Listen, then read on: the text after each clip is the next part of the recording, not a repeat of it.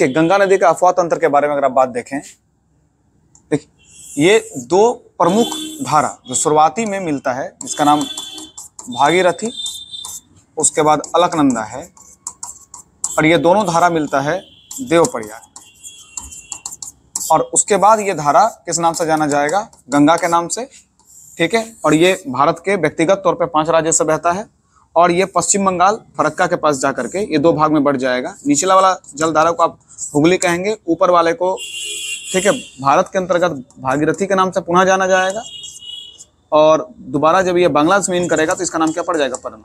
ये इसका ड्रेनेज है। अब जल्दी से इसके सहायक नदी के बारे में हम लोग देख लेते हैं। देखिए, अपना दाहिना नदी का दाहिना और अपना बायां नदी का बायां। तो ऊपर आप देख रहे हैं कि बायां है, तो ऊपर से बाईं ओर की सहायक नदी, नीचे दायां है तो दाईं ओर की सहायक नदी।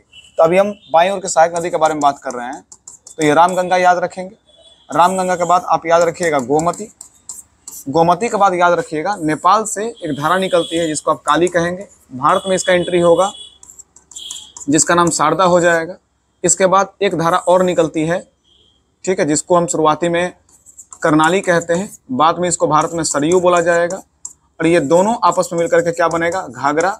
और घाघरा के बाद आप देखेंगे ये गंगा नदी में मिल जा रही है। उसके बाद याद रखेंगे नेपाल वाले हिस्से से ही एक गंडक नदी निकलेगी और बूढ़ी गंडक निकलेगी। उसके बाद कोसी निकलेगी, ध्यान रखेंगे। कोसी के बाद आप देखेंगे तो ये महानंदा निकलेगी।